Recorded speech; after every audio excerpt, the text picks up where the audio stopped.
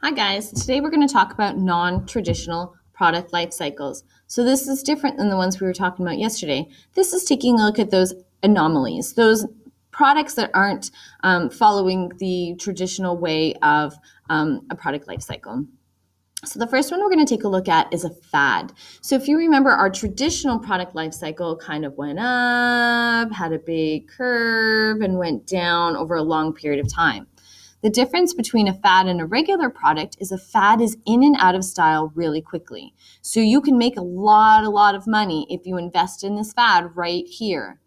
But if you're investing right here, you're not going to make as much money. So right now, if you're investing in fidget spinners, you missed the mark. Another popular fad was the ice bucket challenge. If you remember that from a couple of summers ago, right here, everybody was making their ice bucket challenge videos, but right now, not so much. So that's a fad. Other fads that you could take a look at would be Silly Bands. Crocs were a fad, but the Crocs kind of leveled off a little bit. People still buy Crocs, but at their peak moment, they were making a lot of money. Another one would be like Hatchimals. Usually these happen, fads are really big with the tweens. So that toy of the year, that toy of the season is generally, with the tweens. A trend is like a fad, but it lasts a little bit longer. And what I like to think of is fads are generally within trends. But a trend is a movement towards a particular style or value. So organic food, people buying organic food. This tends to be a trend. Within organic food or something like that, it might be the idea of everybody was buying kale for the longest time. So you would buy your organic kale and you would make your meals and everybody was buying kale. But the idea of eating healthier is a trend that seems to be lasting a longer time. The idea of being environmentally friendly, right? So that's a trend right now. It's really popular for companies to create products that are environmentally friendly. So taking a look at like electric cars or reusable bags, reusable packaging. That's a trend. So there might be fads within that, but that trend is there. So that's the difference between a fad and a trend. A niche market is a very short growth stage. So that means you kind of get your product to the customer that's going to buy it, and then it kind of just stays steady. So an example of that would be MarkBook. MarkBook is a computer software program that is used by teachers. So the people that created MarkBook sold it to the different boards, so Halton Board, Peel Board, Toronto Board. They buy it, and then the teachers use it. Nobody else is going to use it. Right? It's just a particular software program designed for teachers to keep track of marks for students. It's a software program. Doctors aren't going to use it. Lawyers aren't going to use it. Electricians aren't going to use it. Hairstylists have no reason to buy it.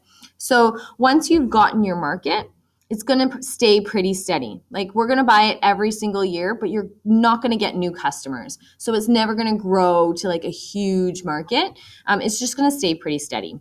So that's your niche market. Your seasonal market is really interesting. So this is when you have a product that's only going to be bought in peak season. So for example, snow blowers, snow tires, toboggans.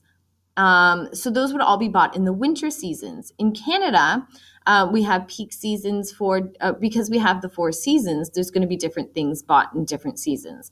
In places like California, where their temperatures pretty much stay the same, they're not going to buy seasonal things as far as temperature is concerned, but they're still going to have their seasonal products.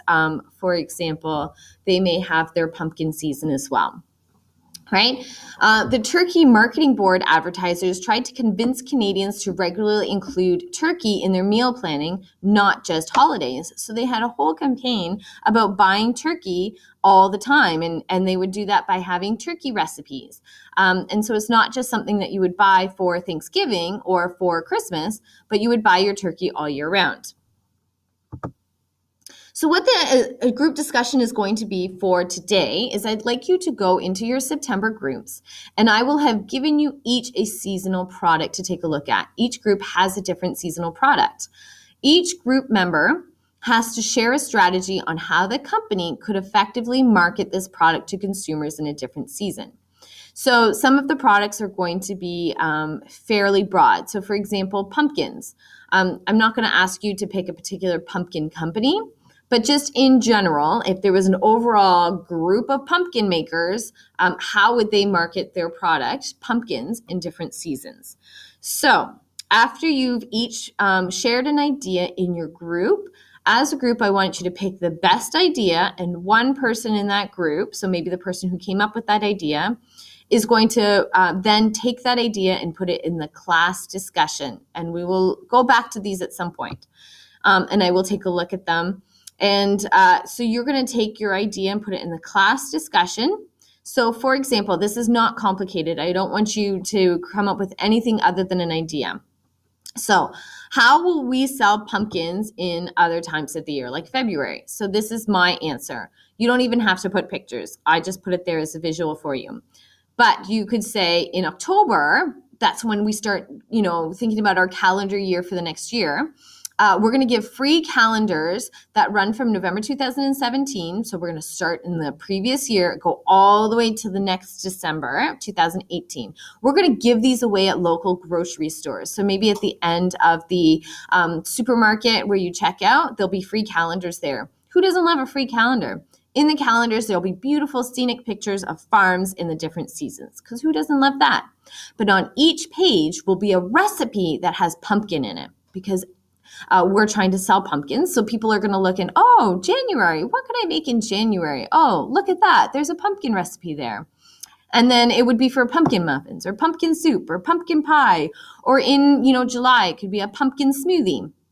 And then there also will be included a coupon for 50 cents off canned pumpkin, because you can buy canned pumpkin all year round, even if you can't buy a pumpkin all year round. So that's my idea. And that's all you would have to put, three quick points, not even if you could all just say it in one sentence, what your idea is. Post it in the, first of all, you're going to post it in your group, share your idea, group pick the best idea, and then post it in the classroom. If you could get this done by Monday, that would be fantastic. Remember, guys, it shouldn't take you more than a few minutes to come up with an idea and post it. Not too complicated. Have questions? Don't forget to email me, hillch@hdsb.ca. Don't be afraid to ask me questions at any time, guys. All right, have a great day.